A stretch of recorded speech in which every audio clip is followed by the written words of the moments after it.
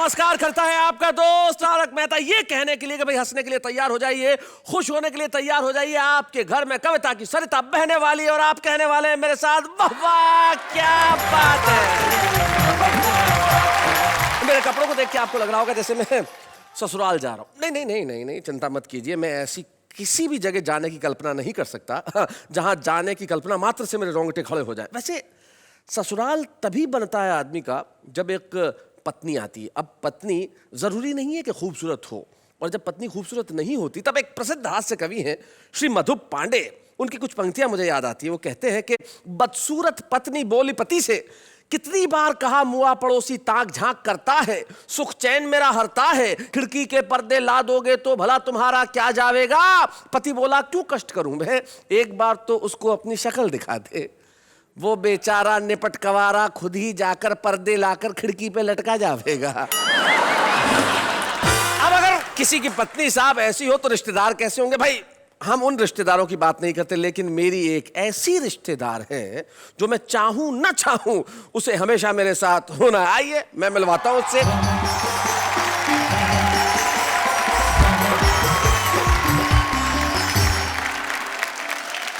अंजलि तारक मेहता आपका स्वागत करती हूँ। आपकी मतलब आपकी अंजलि तारक मेहता आपका स्वागत करती हूँ। That's better। मैं सुन रही थी कब से कि आप ससुराल के बारे में बात कर रहे थे। जी वैसे ही आज कपड़ों को देख के ससुराल याद आ गया। मैं ये पूछना चाहती हूँ कि जेल जाते वक्त लोग ऐसा क्यों बोलते हैं कि ससुराल जा रहे हैं। सिंपल सी बात है, जेल और ससुराल में कोई फर्क होता है क्या। न जेल आदमी अपनी इच्छा से जाता है, न ससुराल आदमी अपनी इच्छा से जाता है। और दोनों ही जगह की कुछ खास समानताएं होती है। जैसे कि जेल में भी वही खाना पड़ता है जो मिलता है, ससुराल में भी वही खाना पड़ता है जो मिलता है। जेल में एक जेलर होता है, ससुराल में एक ससुर होता है। जेल में जाने की तिथि नियत होती है, बाहर आने की कोई गारंटी नहीं। ससुराल से भी वापस निकलने की कोई गारंटी नहीं होती। जेल में भी साले होते हैं, ससुराल में भी साले होते हैं। ये काफी समानताएं हैं, लेकिन ससुराल में कुछ लोग ऐसे होते हैं जिनसे मिलके आपको अच्छा नहीं लगता, लेकिन हमारे साथी कुछ ऐसे हैं जिनसे मिलके न सिर्फ आपको अच्छा लगेगा बल्कि आप प्रसन्न होंगे। और ये कुछ सुनाएंगे ऐसा कि आप हंसते हंसते थक जाएंगे, लेकिन हंसते हंसते भी, खिलखिलाते हुए भी, कह के लगाते हुए भी और ठहाके लगाते हुए भी आप कहेंगे यही, वाह वाह क्या बात है। एक स्त्री होती है माँ, जो एक रोते हुए बच्चे को इस दुनिया में लेके आती है। वाह वाह। और एक होती है उसकी पत्नी, जो इस चीज का ध्यान रखती है कि ये सारी जिंदगी रोता ही रहे। मेरा लड़का है लाखों में एक, साफ दिल का है नीयत का नेक, ऊंचे कुल का है सुंदर लुगाई चाहिए, बकरा बिकाऊ है कसाई चाहिए। विवाह के पहले वर्ष पत्नी चंद्रमुखी जी, दूसरे वर्ष सूरजमुखी और तीसरे वर्ष ज्वालामुखी नजर आती है। विवाह के पहले वर्ष पति प्राणनाथ, दूसरे वर्ष नाथ और तीसरे वर्ष तो अनाथ ही हो जाता है। घोड़ी चलचित्र सी, कुल के कुपात्र सी, आवारा छात्र सी, मन की उमंग सी, उछल तरंग सी, सरपटियों दौड़ी थी, लगता था कि जग में घोड़ी ही घोड़ी थी। क्या बात है, वाह वाह वाह वाह, बहुत अच्छे। अब की नाग पंचमी पर जब दिखाई नहीं दिए नाग और सपेरे, तभी घर पर आए एक पड़ोसी मित्र मेरे। मैंने कहा क्या हाल है। वो बोले कि नाग पंचमी के पावन पर्व पर लगता है नागों का पड़ गया अकाल है। अब आप ही हमारी इस समस्या का समाधान कीजिए, हमारे अच्छे पड़ोसी होने का सच्चा परिचय दीजिए। नाग तो हमें मिले नहीं, इस बार आप ही दूध पी लीजिए।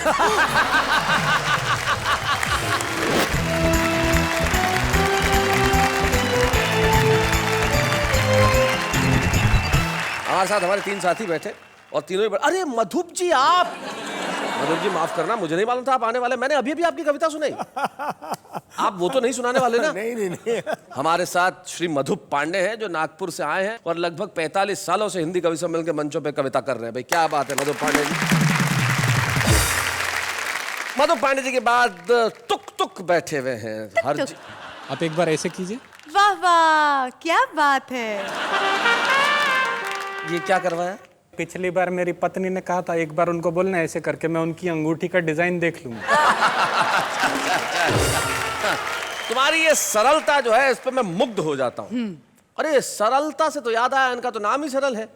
फारूक सरल साहब, जो उत्तर प्रदेश में एक कस्बा है लखीमपुर खीरी, नाम सुना है तुमने कभी?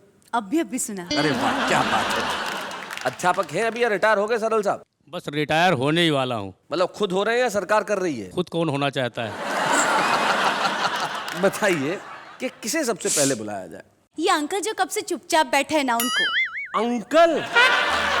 क्या लाइनें कह दूं? जी बिल्कुल कहिए, आपको अंकल कहा है तो बनता है आपका कहना। कि बुढ़ापे में जाए कहाँ, इश्क के मारे बुढ़ापे में जाए कहाँ, इश्क के मारे डाई से एक एक बाल रंग डाला, दाढ़ी को रंगने से मुंह भी हुआ काला, और फिर भी निगोड़ी ये शैतान की खाला, मुझे अंकल ही अंकल कह के पुकारे, बुढ़ापे में जाए कहाँ, इश्क के मारे।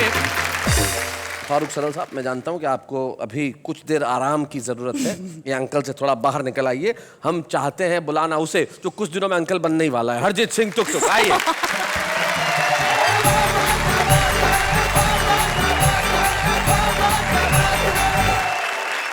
मैं एक स्वामी जी के पास गया। अच्छा। मैंने उनसे कहा मेरी एक इच्छा है कि मैं बहुत साल जीऊं। तो वो बोले बेटा शादी कर ले। तो मैंने कहा शादी करने से मैं बहुत साल जीऊंगा? बोले नहीं, ये ज्यादा जीने की इच्छा खत्म हो जाएगी। नहीं, मैंने स्वामी जी को बोला आप स्त्रियों के बारे में ऐसी बात कैसे कर सकते हैं? करेक्ट। स्त्रियों का सम्मान करना चाहिए। वो बोले हाँ बिल्कुल सही बात है। एक स्त्री होती है माँ, जो एक रोते हुए बच्चे को इस दुनिया में लेके आती है, वाह वाह। और एक होती है उसकी पत्नी, जो इस चीज का ध्यान रखती है कि ये सारी जिंदगी रोता ही रहे। तो उसके बाद मैंने शादी कर ली, और शादी करने के बाद मेरे को समझ में आया कि शादी करने से पत्नी के साथ एक परिवार मिलता है, जिसको ससुराल कहते हैं। जी तो मैं आपको एक एक करके कैरेक्टर के बारे में बताता हूँ। पहले कैरेक्टर है मेरे ससुर जी। बताइए। मेरे ससुर जी बहुत एहतियात बरतते हैं, सारे काम फूल प्रूफ करते हैं। जब उन्होंने मुझे अपना दामाद बनाया तो सबसे पहले मेरा बीमा कराया। अच्छा। लोगों ने कहा बीमा करा रहे हो, क्या कोई नया रिवाज चला रहे हो? वो बोले नहीं, जब तक चलेगा चलेगा, उसके बाद बीमे का पैसा तो मिलेगा। ससुराल में एक और चीज होती है बड़ी खास, जिसका नाम होता है सास। सास। सो जब मेरी नई नई शादी हुई तो मुझे समझ नहीं आ रहा था कि मेरी सास क्यों एक्स्ट्रा प्यार दिखाती है। अच्छा। मैंने कहा सासू माँ, आप क्यों मुझ पे इतना प्यार लुटाती हैं? क्यों बार बार मुझे मेरा सोना बुलाती हैं? वो बोली तू मेरा सोना है, मलाई का दोना है, बेटा तू मेरी बेटी का नया खिलौना है। इसके अलावा एक तीसरी चीज होती है वहां पे जी। पत्नी का छोटा भाई। भाई मतलब तभाई। हाइट में तो आधा है, उम्र 6 साल से कुछ ज्यादा है। मेरे को बोला क्या करते हो? मैंने कहा कवि हूं। बोले लगते तो नहीं।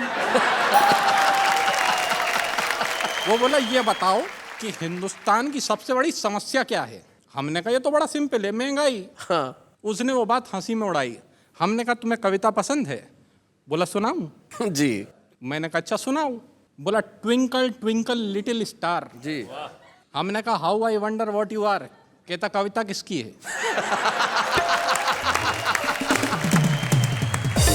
मैंने कहा तेरी है। कहता है तो मेरे हिसाब से सुनो। हाँ। Twinkle twinkle little star, Ram दीन के बच्चे 4, आने वाला है 5वां भाई, और तुम कह रहे हो बढ़ रही है महंगाई। क्या बात है। हमने कहा बहुत अच्छे। कहता तो दूसरी सुनो। बोला Humpty Dumpty sat on a wall. अच्छा। Humpty Dumpty sat on a wall, देख रहा था गोरे गोरे गाल। वोट डालने गया ना भाई, फिर पूछता है देश की ये हालत किसने बनाई? क्या बात है, बहुत अच्छे, बहुत अच्छे।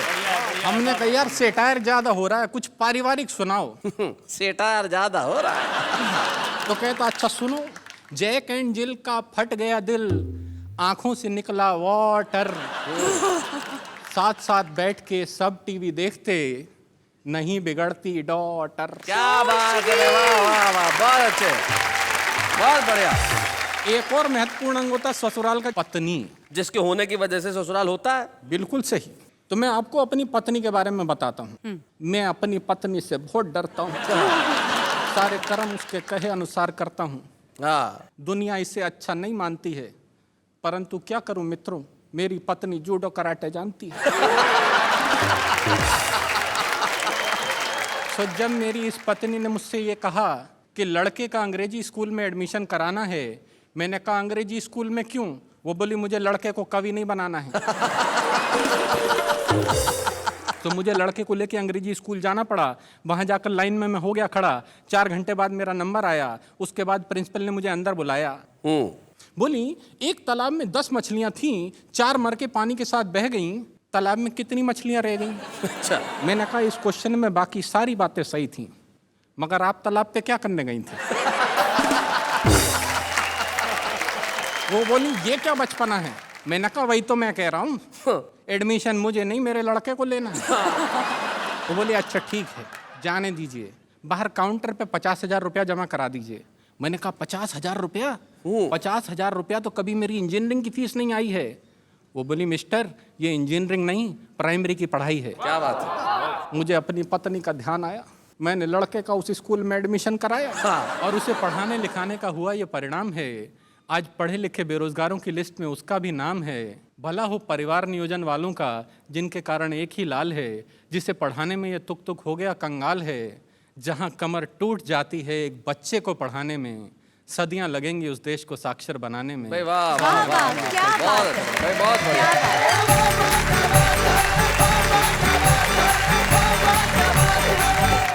भाई तुक तुक बहुत बढ़िया। आपने ससुराल से निकल के जो आप सीधे स्कूल में घुसे और वहां से भारतीय शिक्षा व्यवस्था पे जो आप व्यंग्य लेके आए वो कमाल का था। तुक तुक आपकी बातों में सिर्फ तुक नहीं है, अर्थ भी है, और आपका ये कहना बिल्कुल व्यर्थ नहीं है। जो आप कह रहे हैं वो बहुत मुफीद कह रहे हैं, बहुत सच्चा कह रहे हैं, बहुत अच्छा कह रहे हैं। आपके लिए वाह वाह, क्या बात है। ऐसी शिक्षा व्यवस्था में भी जो आदमी अपनी हंसी और व्यंग की जो पकड़ है वो मजबूत रखता है, बच्चों को पढ़ाता भी है, कविताएं भी पढ़ता है, और पूरी जनता को हंसाने का बीड़ा जिसने उठा रखा है उनका नाम फारूक सरल है। तो फारूक सरल साहब, अब तो अंकल का सदमा उतर गया ना, अब आइए जरा सुनाइए।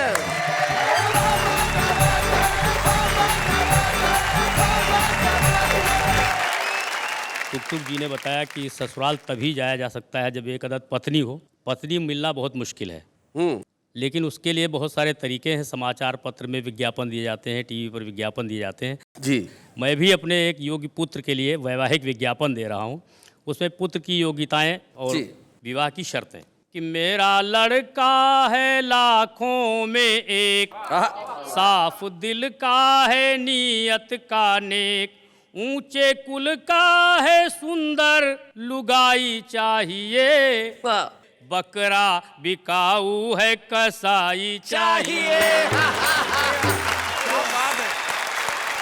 योग्यता कि 3rd डिवीजन इंटर से लेकर एमए तक पास है। अच्छा। अफसर बाबू या चपरासी पद की उसे तलाश है, और पुलिस रजिस्टर 8 में उसका सबसे ऊपर नाम है। गिराटकी रहजनी डकैती कर लेता हर काम है, कर लेता है डिस्को भी, खत लिखे वो जिसको भी, होनहार ऐसा जमाई चाहिए, बकरा बिकाऊ है कसाई चाहिए। विशेष योग्यता कि शुद्ध स्वदेशी खद्दर के वो पहने वस्त्र फकीरी है। अच्छा। दारू की भट्टी पर चलती उसकी दादागिरी है, और भूतपूर्व कॉलेज का नेता पूरे शहर में धाक है, इसी से अपने खानदान की सबसे ऊंची नाक है। तो हो दामाद बनाना तो फौरन ही आ जाना, ऐसा जिसे बौड़म हर जाई चाहिए, बकरा बिकाऊ है कसाई चाहिए।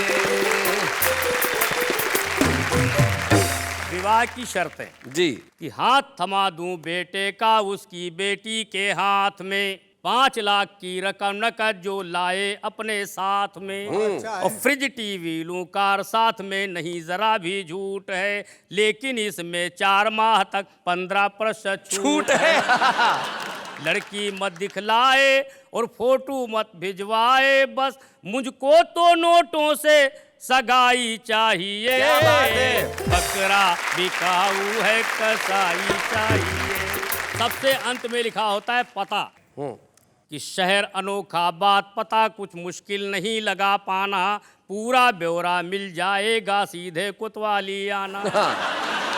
10 रुपया मुंशी को देना हम तक वो पहुंचा देगा, 2 रुपया लेकर के जेलर फौरन तुम्हें मिला देगा।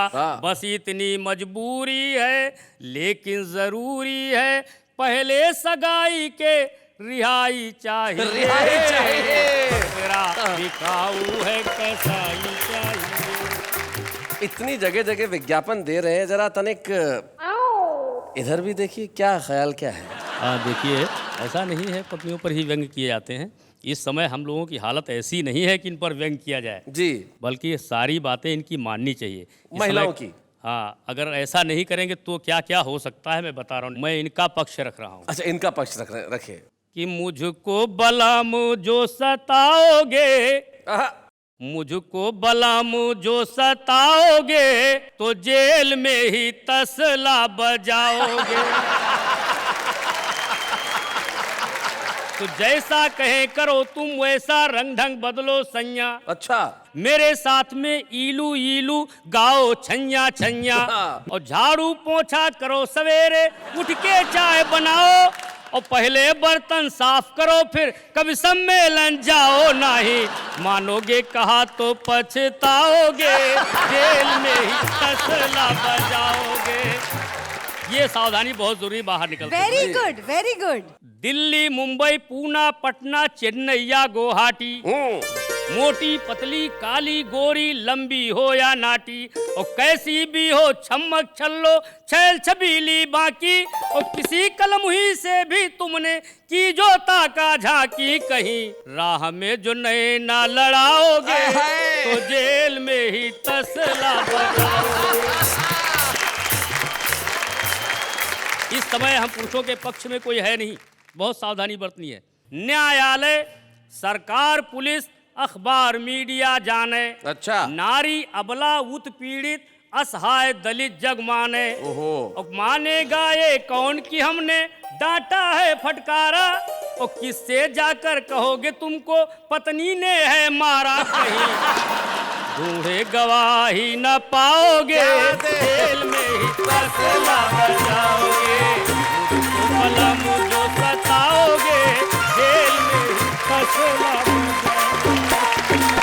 फारूक साहब, आपके लिए दिल से वाह वाह, क्या बात है। वाह वाह फारूक साहब, आपके गीत का क्या असर हुआ कन्या पे कि फारूक अंकल से सीधे फारूक साहब हो गए? भाई वाह वाह वाह, इसे कहते हैं तात्कालिक असर गीत का।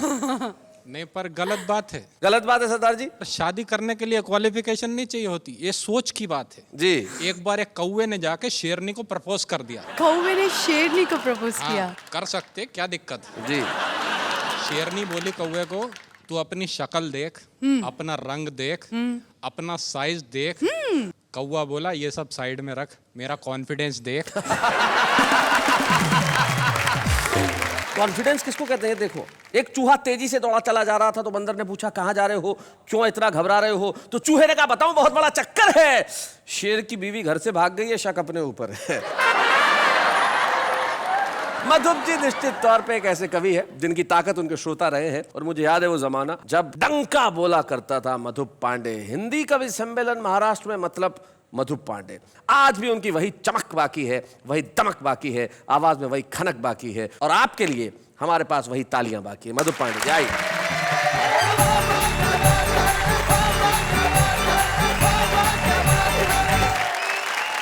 एक व्यंग देखिए, बहुत छोटा सा।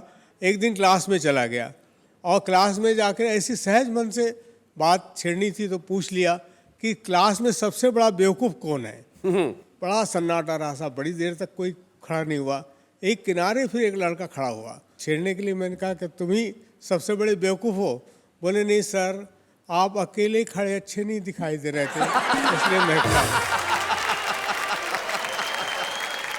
एक नेता ने अपने 2 चमचों से कहा कि बाजार में जाओ और 3 उल्लू पकड़ कर ले आओ। अच्छा। कुछ दिन इन्हीं से राजनीति का काम चलाओ। चमचे बोले, श्रीमान इस काम के लिए कहीं जाने की जरूरत नहीं है, कहीं जाने की जरूरत नहीं है। 1 आप 2 हम, इस तरह कुल 3 तो ही है।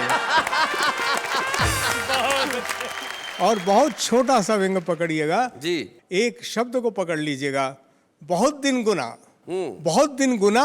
और बाद में हमने उनको चुना यह सोचकर कि वे समाज सेवा में अपना जीवन अर्पण करेंगे, हमारा मार्गदर्शन करेंगे।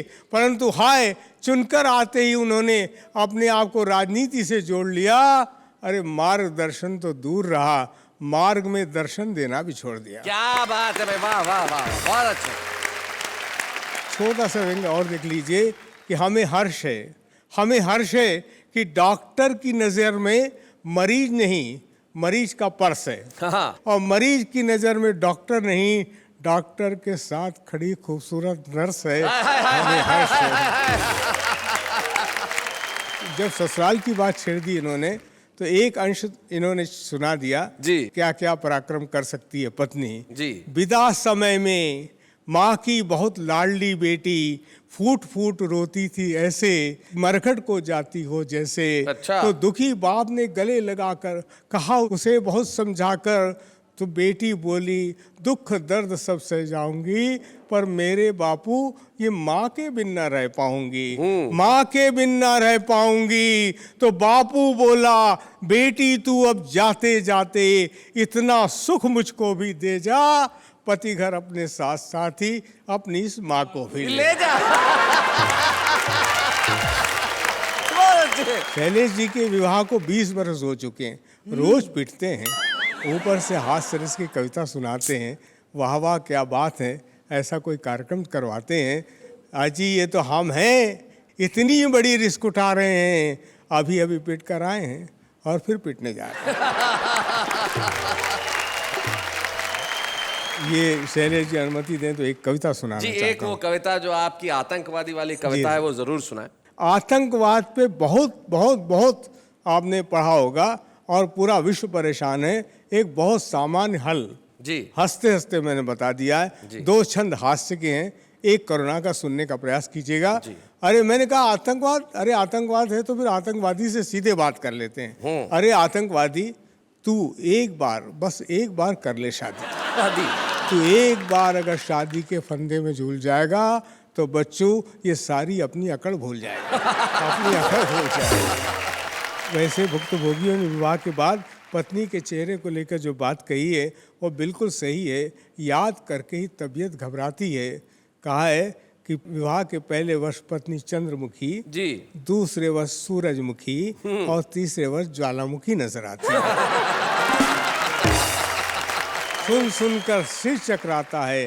विवाह के पहले वर्ष पति प्राणनाथ, दूसरे वर्ष नाथ और तीसरे वर्ष तो अनाथ ही हो जाता है। परंतु यही पत्नी कैसे रूप में उस आतंकवादी को परावर्तित कर सकती अपने मन के तेवर को, ये बात देखिए कैसे मैं उसमें पिरोने का प्रयास किया। और विश्वास मान, जब तेरी पत्नी के पेट में अंकुरित होगा तेरा अंश, तेरा वंश, तेरा बच्चा, तुझे लगेगा बहुत अच्छा। फिर बच्चे के जन्म की खुशी, प्रसव की अनवरत यातना के बाद पत्नी के चेहरे पर उभरी हल्की सी हंसी, ये सब तेरे जीवन के अंग हो जाएंगे। किसी गजल के मिसरे, किसी गीत के छंद हो जाएंगे। क्या बात। किसी गजल के मिसरे, किसी गीत के छंद हो जाएंगे। फिर तेरे कानों में गूंजेंगे तेरे बच्चे के मोहक मधुर बोल, बच्चे का तुतलाना और तुतला कर गाना, खिलौने कुछ छुंदल लाना, भालू अल बंदल लाना, हमसे नहीं बिछुल जाना, पापा जल्दी खलाना। क्या बात है, वाह वाह वाह वाह वाह वाह वाह, बहुत अच्छे। बता जब तेरे कानों में गूंजेगी तेरे मासूम बच्चे की तुतलाती बोली, तो क्या तेरी बंदूक किसी के सीने में उतार पाएगी गोली। वाह वाह वाह वाह वाह वाह, बहुत अच्छे भाई, बहुत बढ़िया। क्या बात है मधुप जी, भाई वाह, आपने कमाल कर दिया। और जिस तरह की कविताएं सुनाई, हास्य से आप जो करुणा पे आए, बड़ा कमाल का था। और आपने ऐसी कुछ बातें सुनाई जो सिर्फ सुनी ही नहीं जाएंगी, सारे मुल्क में याद भी रखी जाएंगी। और ये आपका प्यार है कि आप ऐसी स्थिति में भी यहाँ तक आए। पूछिए पूछिए पूछिए थैंक जी। यू। मैं ये पूछना चाहती हूँ कि आप विश्व भर में जाके कविताएं पढ़ते हैं, प्रोग्राम्स करते हैं, यहाँ पे हमारे वाह वाह क्या बात है के मंच पे कविताएं सुनते हैं जी। कभी आप कुछ मिस करते हैं? मैं बहुत मिस करता हूँ ऐसे कवियों को जिन्हें मैंने बचपन में देखा, सुना, और दुर्भाग्यवश वो आज हमारे बीच नहीं है।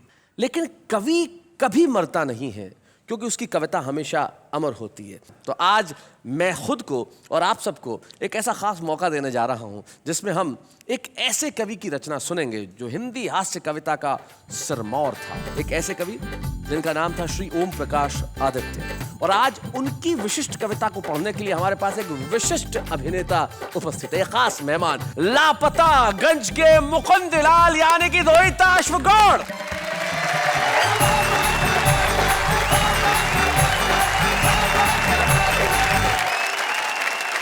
पेशे से अभिनेता हूं, कवि नहीं, लेकिन शुरू से ही बहुत अच्छा श्रोता रहा। इसलिए अच्छी साहित्यिक रचनाओं को कैसे समझना है, कैसे आत्मसात करना है, ये खूबी बचपन से ही मेरे अंदर रही। क्या बात है। अब जो कविता सुनाने जा रहा हूं वो है ओम प्रकाश आदित्य साहब की दूल्हे की घोड़ी। कविता भी वही चुनी जो आपके पसंद की, रोहित अश्व, अश्व मतलब होता है घोड़ा, घोड़ा। तो इन्होंने दूल्हे की घोड़ी ही चुनी। भाई क्या बात है। नया नया दूल्हा था और नई नई घोड़ी थी। बाजे डुलते थे, छत तब डुलते थे, बाराती आपस में मिलते थे, जुलते थे, हाँ।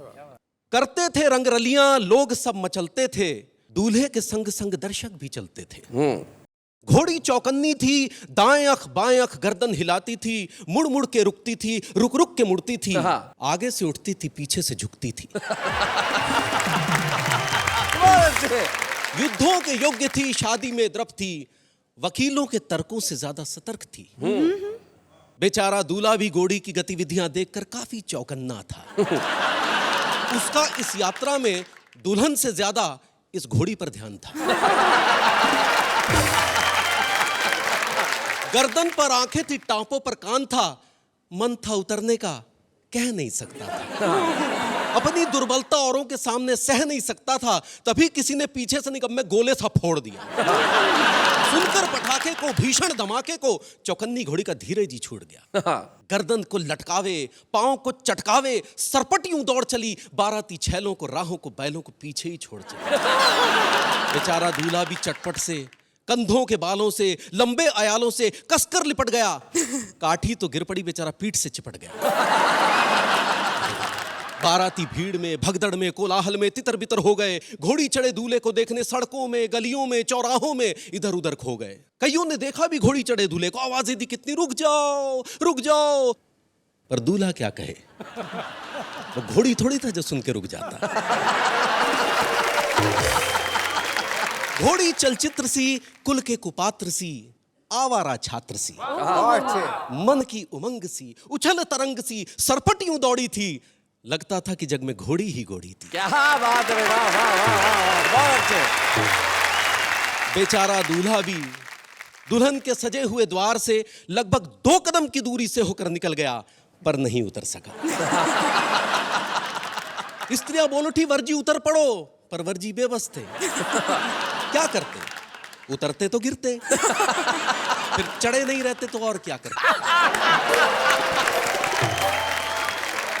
दूल्हा ये सोचे था रुक जाए तो उतरूं, और घोड़ी ये सोचे थी ये उतरे तो रुकूं। वर को घोड़ी का डर, घोड़ी को वर का डर, डर को डर पकड़े था, ये उसको जकड़े थी, वो उसको जकड़े था। क्या बात है। वाह वाह वाह वाह, बहुत बढ़िया। कविताएं लिखना एक कठिन काम है, लेकिन उसे सुनाना कहीं ज्यादा कठिन है। और आपने जिस सरलता से, जिस सहजता से इस कविता को सुनाया है, कहीं भी महसूस नहीं हुआ कि ये किसी और की कविता है। मैं व्यक्तिगत तौर पे आपका बहुत शुक्रगुजार हूं कि आपने उस कविता से मेरी बहुत सारी यादों को ताजा कर दिया। बहुत बहुत शुक्रिया Rohitash Gaur. Thank you so much.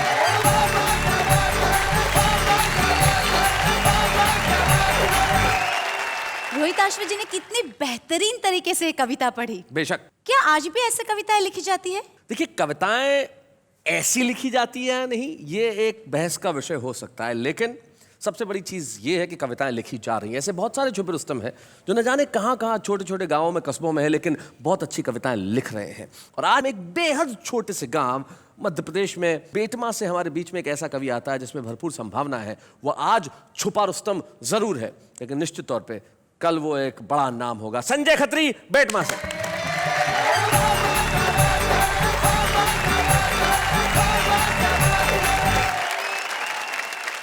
खाली है हर गिलास, कोई भरा नहीं, और शुक्र है मुझे देखकर कोई डरा नहीं।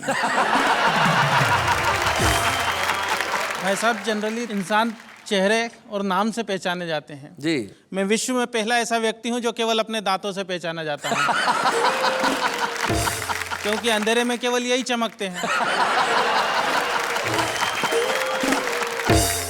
चलिए यहीं से शुरुआत करता हूँ कि एक बार बिना कुछ लिखे हम मंच पर जाकर चीखे कि मैं भ्रष्टाचार मिटा दूंगा, इन घूसखोरों को धूल चटा दूंगा, मैं करूंगा सही और गलत में पूरी ईमानदारी से भेद, और तब तक चैन से नहीं बैठूंगा जब तक नहीं कर दूं इस काले धन को सफेद। अच्छा, बहुत अच्छे।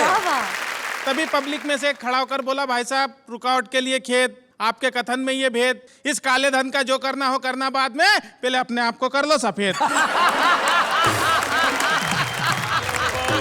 बहुत अच्छे संजय। मंच से काफी बड़े बड़े कवि बैठे हैं, मेरा सौभाग्य कि इस मंच पर आके इनके सामने कविता पाठ कर रहा हूँ। तो कई प्रकार की बातें हुई मंच से, नेताओं के बारे में भी हुई। अब की नाग पंचमी पर जब दिखाई नहीं दिए नाग और सपेरे, तभी घर पर आए एक पड़ोसी मित्र मेरे। मैंने कहा क्या हाल है? वो बोले कि नाग पंचमी के पावन पर्व पर लगता है नागों का पड़ गया अकाल है। अब आप ही हमारी इस समस्या का समाधान कीजिए, हमारे अच्छे पड़ोसी होने का सच्चा परिचय दीजिए। नाग तो हमें मिले नहीं, इस बार आप ही दूध पी लीजिए। मैंने कहा यही फार्मूला तो मैं सुबह से आजमा रहा था, और जब सफलता नहीं मिली तो हार कर आपके घर आ रहा था।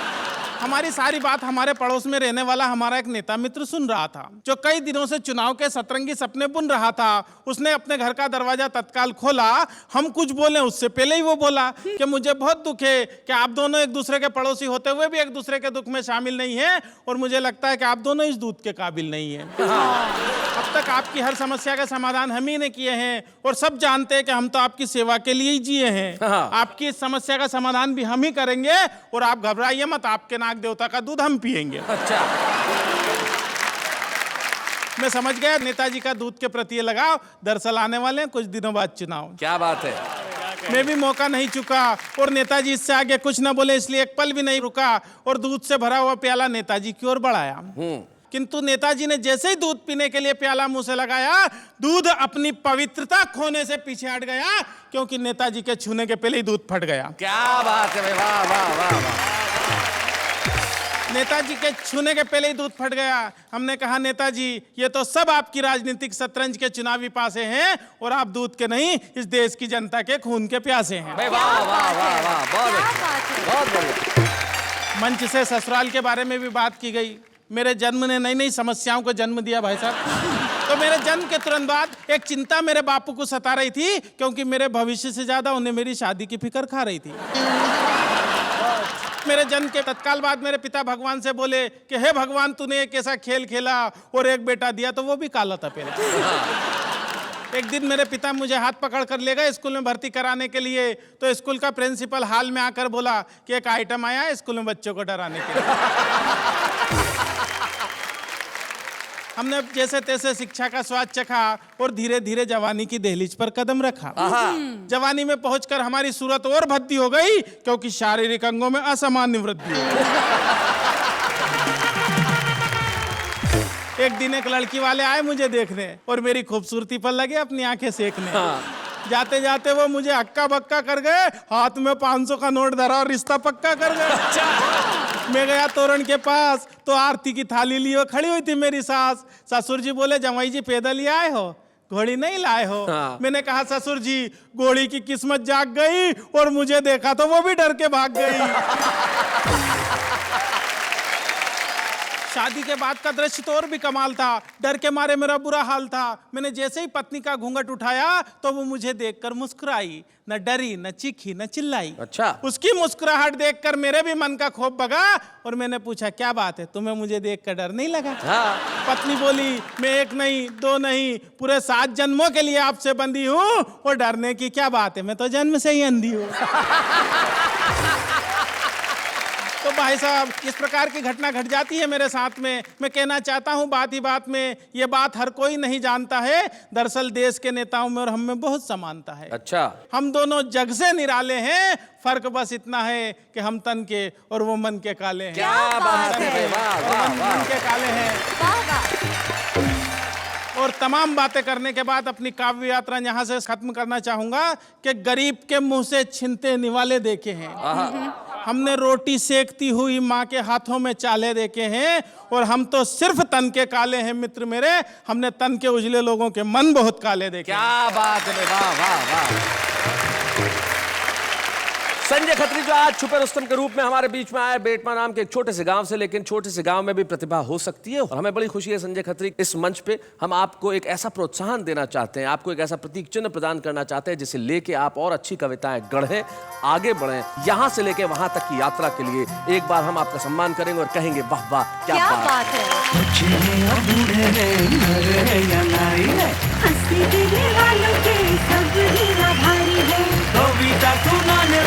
अब सबके साथ है। जब कोई नई प्रतिभा आगे बढ़ती है तो हमें बड़ी खुशी होती है, और जब नई प्रतिभा किसी छोटी जगह से आती है तो ज़्यादा खुशी होती है। इस देश के हर गांव, हर शहर, हर गली, हर कूचे, हर मोहल्ले में बसने वाले हर छुपे रुस्तम को हम करते हैं प्रणाम। भाई हमारे सामने तो कवि बैठे हैं, ये कवि तो कमाल के हैं, इनके जीवन में एक और कमाल की बात है, इनके बारे में बताना चाहता हूं कि इन्होंने अपनी शादी में एक भी पैसा दहेज में नहीं लिया था। अरे वाह, ये तो बहुत ही अच्छी बात है यार। सर, मैं आपको प्रणाम करती हूँ, सैल्यूट करती हूँ इस बात के लिए। पूरी बात सुन लो, फिर 2 बार चाहे तो सैल्यूट कर लेना। अच्छा। उन्होंने अपनी शादी के वक्त दहेज इसलिए नहीं लिया था क्योंकि शादी के टाइम कहा था कि मैं एक भी पैसा दहेज नहीं लूंगा, बस सारी जिंदगी मेरी कविताएं सुनते रहना। आज तक इनके ससुराल वाले बहुत पछताते हैं, विद इंटरेस्ट कई बार दहेज ऑफर कर चुके हैं, और ये है कि मानती नहीं। क्या बात है, आप इंप्रेस हुई ना इनसे? यस। भाई इनकी कविताओं से भी इंप्रेस हुई, इनसे भी इंप्रेस हुई, लेकिन अब उनसे इंप्रेस होंगी जो वहां है। हाँ, देखिए जरा। जा रहे मिस कॉल, उन्हें याद दिलाना है, लौटते समय सब्जी और राशन लाना। कोई उनको दे दे जरूर ये पैगाम, अब न बढ़ाएं सिलेंडरों के दाम। हम तो रात को जागते हैं, सुबह को सोते हैं, इसलिए हमारे सारे काम उल्टे होते हैं। शेर सुनाने वाले तुझे क्या इनाम दूं, ये शेर सुनाने वाले तुझे क्या इनाम दूं, क्या हाथ में थैंक यू कार्ड और मुंह में बनारसी बांधूं।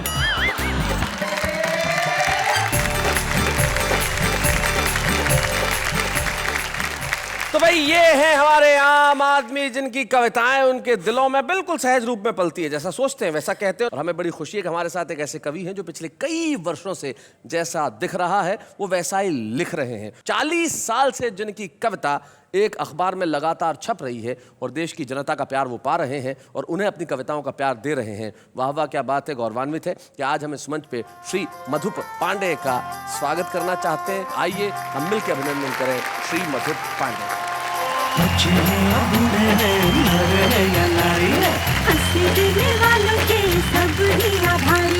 कविता सुनाने वाले अब सबके साथ है। क्या बात है, क्या बात है। और हर सफल पुरुष के पीछे एक स्त्री का हाथ होता है, इसमें कोई शक नहीं। और मधुप जी के जीवन में भी उनकी पत्नी मधुलिका भाभी उनका हमेशा साथ रहा, सहयोग रहा और आज भी वो उनके साथ है। मधुलिका भाभी, कितने वर्ष हुए आपके विवाह को? 50 के आसपास हो ही रहे। कोई ऐसा वाकया, कोई ऐसा क्षण जो आपको याद आता हो? जैसे काका हाथरसी पुरस्कार मधुप जी को मिल रहा था जी, तो हमारे उसी दिन समारोह के दिन हमारे शादी को 25 साल हो गए थे। अच्छा, आपकी सिल्वर जुबली थी? जी, सिल्वर जुबली थी जी। तो काका जी ने मुझे आवाज दे के मंच पर बुलाया और कहा कि मधुप जी को ये सम्मान जो मिला है उसके पीछे निश्चित ही हमारी बहू का ही हाथ है, तो मैं चाहूँगा कि सबके सामने मधुप जी इनके चरण छुए और उसके बाद ही ये पुरस्कार ग्रहण करें। अरे फिर क्या हुआ? तो वैसा ही काका जी की आज्ञा का पालन किया मधुप जी ने और झट से हमारे चरण छू लिए। क्या बात कर रही हैं? तो मधुप जी आपसे एक सवाल करना चाहूंगा, बुरा मत मानना। काका जी तो आपसे बड़े थे, आपने उनकी आज्ञा का पालन किया, छोटों की बात भी मानते हैं क्या? क्योंकि सम्मान तो आज भी हुआ है। क्या क्या बोलते हैं मधुप जी, हो जाए? क्या बोलते हैं? मैं चाहूंगी कि आज मैं इनके चरण क्या भाई, बात क्या है? बात है भाई, मेरी वाह वाह पहली बात वाह, आपने वाह, सुनी, वाह, क्या वाह, बात है, क्या भाई बात बहुत है? बढ़िया। अंततः किसी शायर के 2 शेर मुझे याद आते हैं, वो कहते हैं कि कष्टों में मुस्काना सीख, गुस्सा जरा दबाना सीख, तूफानों से क्या डरना, आगे कदम बढ़ाना सीख। तो हम इसी तरह से आगे कदम बढ़ाते रहेंगे, आपको ठीक रात, शनिवार की रात 10 बजे और रविवार की रात को भी 10 बजे ऐसे ही कविताएं सुनाते रहेंगे और कहते रहेंगे वाह वाह क्या बात है।